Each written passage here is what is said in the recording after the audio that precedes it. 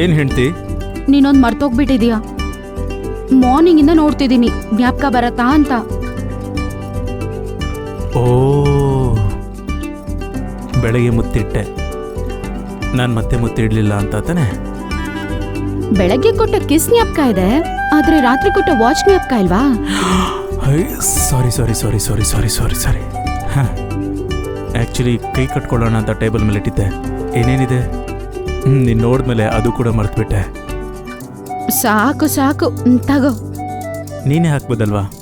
ಇನ್ನೇನು, ಹತ್ತಿ ಕುತ್ಕೋ, ಎತ್ಕೊಂಡು ಹೋಗ್ಬಿಡ್ತೀನಿ. ಚಾನ್ಸ್ ಇದ್ರೆ ಅದು ಕೂಡ ಮಾಡ್ಬಿಡಿದೆ.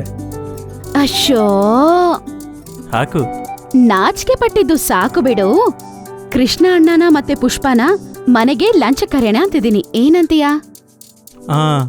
ಆಯ್ತು, ನಿನ್ನಿಷ್ಟ ಸುಂದ್ರಿ. ಕೃಷ್ಣ ಅಣ್ಣ ಹತ್ರ ಪುಷ್ಪ ನಂಬರ್ ತಗೋ, ನಾ ಮಾತಾಡ್ತೀನಿ.